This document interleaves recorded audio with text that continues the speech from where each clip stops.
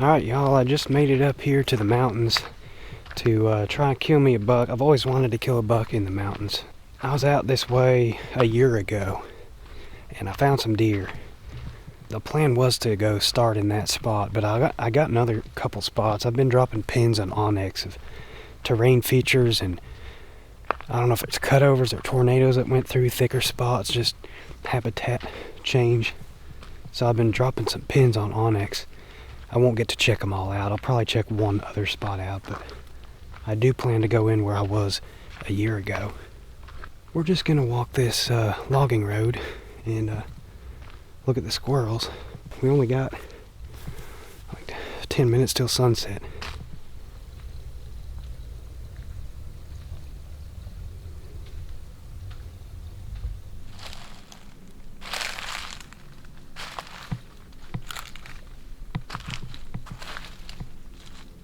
We're just gonna watch this bowl here right off the road. Just need to get up on these rocks so I can see down. Got a bunch of strawberry bush growing right off the road. Not a leaf, except for that little piece. Top's eaten off every single one, except this one, just out of the deer's reach.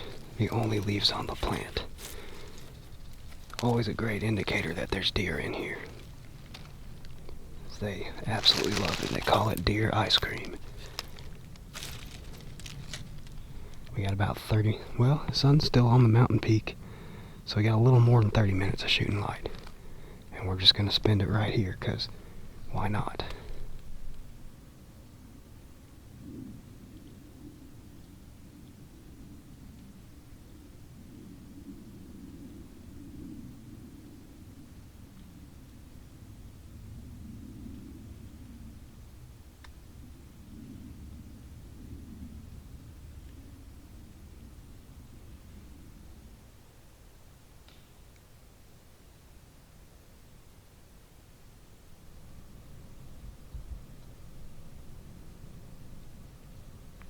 Okay, a lot of squirrels in here, very crunchy. I got a plan on where to go tomorrow, but we're gonna drive into the nearest town and get some food, and then I'm gonna go find a place to sleep for the night, and I will see y'all early in the morning.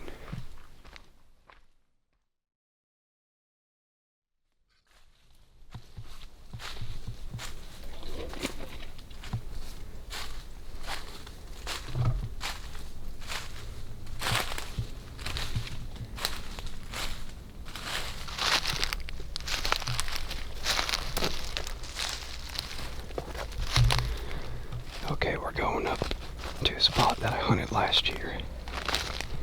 I don't know if I'll make it up there before daylight, but... Okay, we're in the foothills here, and this hill's where it starts up the mountain.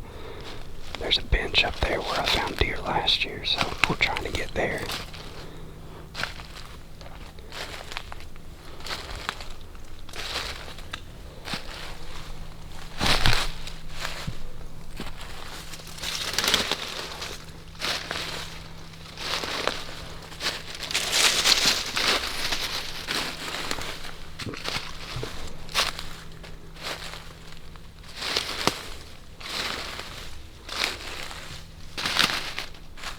We just got onto the bench.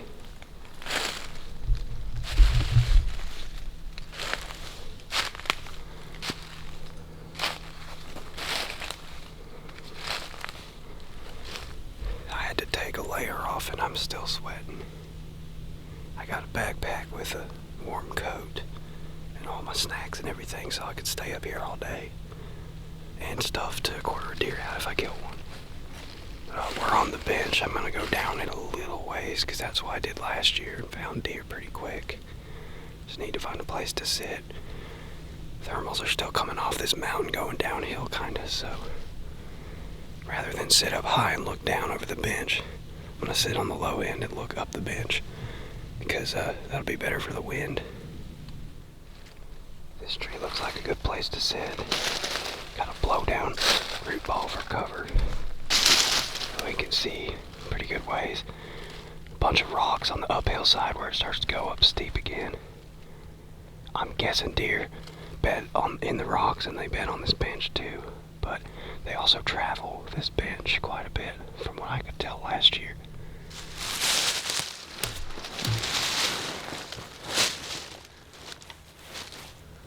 Not bad. It's not the most comfortable, but it's okay. It'll do.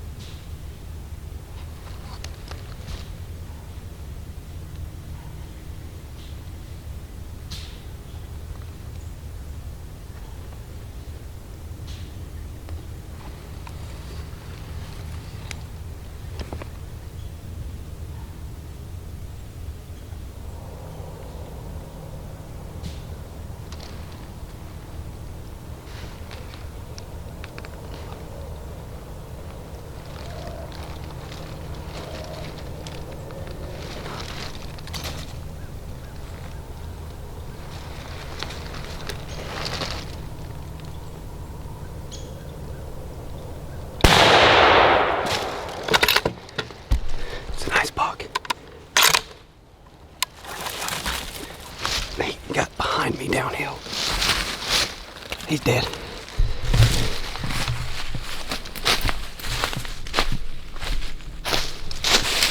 Oh, that was quick.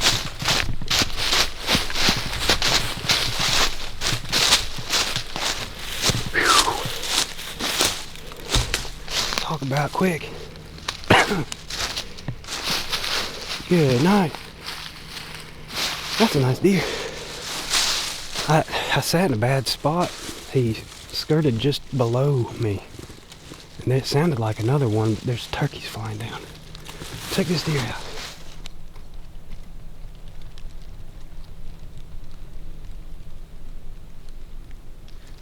I know y'all couldn't see him.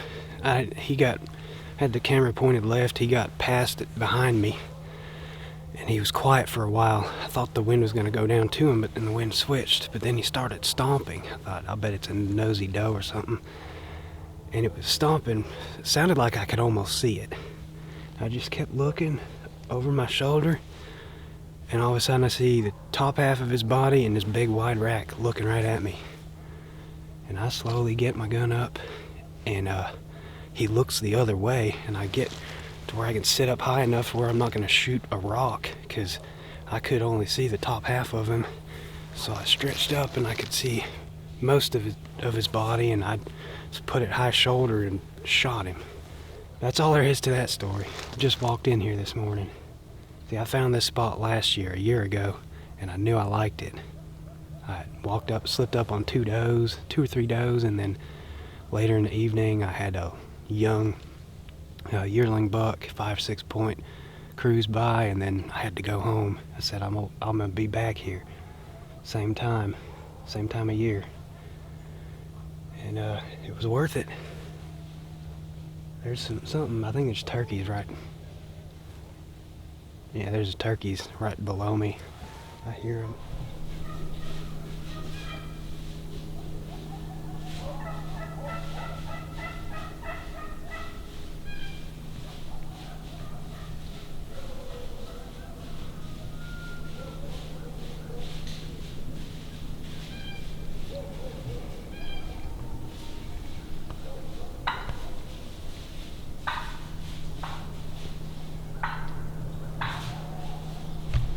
These gobblers, that's cool.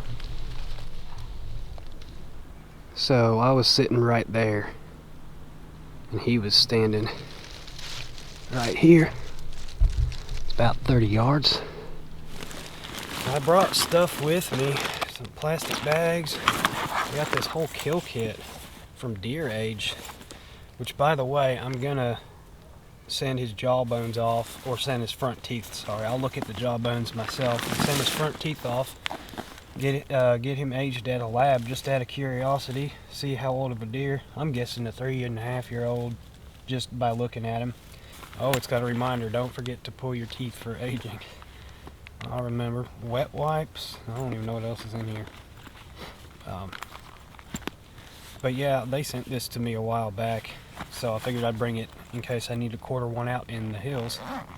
But either way, if you want to get your deer aged, I do have a link down in the description. It's got the instructions. You buy a kit, comes with full instructions how to send the teeth in. He's been rubbing. He's got green stuff all over his rack. Real pretty deer. Wide 8 point. Got decent mass too. He's gonna feel pretty heavy by the time I get him out. I'm gonna try dragging him. I brought that whole kill kit to quarter him out, but it's pretty much downhill.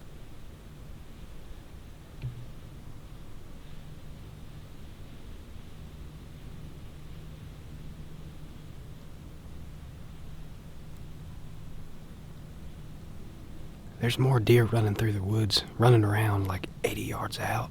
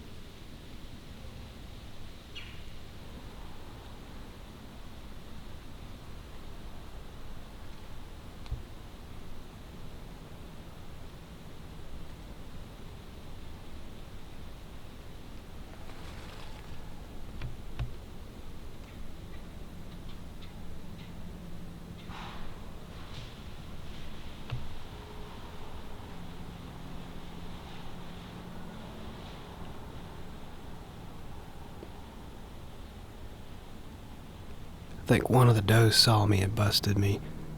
I was focused on that little buck, and the does were a little closer to the left, so I wasn't looking. But there's a pile of deer up on this bench.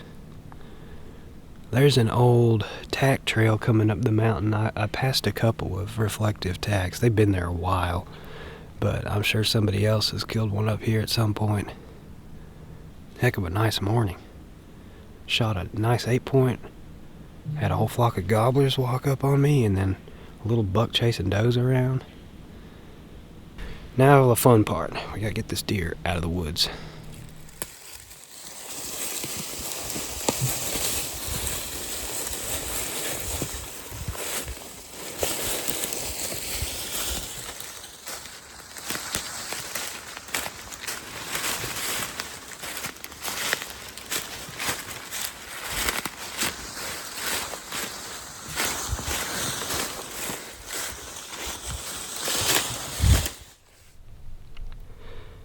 Well, I made it to the foothills. Now the worst part of the drag. I brought snacks for all day. A little snack break. I don't want to eat all my snacks. So I still gotta drag this deer ways. But some water would be nice. Well, we finally got some cold weather, so I got to hang this deer up for a couple days, and it is time to butcher him. But first, we're gonna look at the shot placement, which I find interesting on this deer. Entry was here, he was dead broadside. That's very high on the shoulder. Almost looks like I might have missed lungs, because the spine comes down in between the shoulders before it goes up into the neck. But he had blood coming out of his mouth, and when I gutted him, the whole chest cavity was full of blood. So I definitely got lungs. Whether it was the shock wave or the bullet passing through, we'll find that out in a minute. But here's the entry. I'll give you a better perspective of how he was standing. High shoulder, 308. And on the exit side, almost the same exact spot. This is a raw spot from dragging him. That's the exit hole. High shoulder, almost identical spot. So before we look inside the chest cavity, I'm gonna skin him out. We can look at the shot placement under the skin, see how it looks different, and then we'll look inside and see if we actually got lungs. Okay, let's look at the shot without the skin on. See, there's a little blood clotting going on.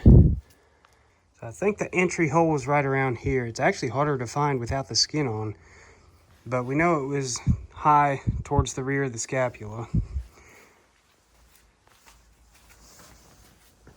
And then here's the exit. Obviously there's a lot more damage there. And this is the scapula here. So it just came out the back of the scapula. Now, let's look inside. So it came in on the left side here. And it looks like it went right through the spine down here. There's actually a gap in the spine. You can see here, it's ruptured. The rib cage is ruptured here. And then there's this rupture right here. So I think the bullet might have fragmented, and some of it got the lungs. Either way, the hydrostatic shock from the bullet got the lungs either way, but it looks like it actually did touch into the rib cage a little bit. But it was mainly just a spine shot. At 30 yards with a rock blocking the lower half of the vitals. That was the best shot I could take, and it worked perfectly. I'm kind of surprised that I got to pass through with a spine shot like that, but that just goes to show how much power is behind a regular old 308 bullet. They definitely get the job done. Any high-powered rifle will. I've always shot 30 caliber bullets, and I'm pretty partial to them. They seem to hit the deer pretty hard. This deer dressed 160 pounds, and he's got very little fat on him. So that's all muscle. Big bodied deer. So I'm breaking down the hindquarters here. I got them kind of trimmed up, ready to chop them up for the grinder. So back straps. We did lose the tips of the back straps because of the shot through the spine. Shoulders, very little meat loss. There's an exit hole. The neck roast is insanely big. We got a ton of meat out of the neck, so that's pretty cool. anyways, I got my work cut out for me. We got to grind a bunch of this.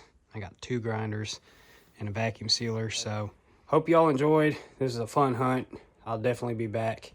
And I will see you all here in the woods here pretty soon.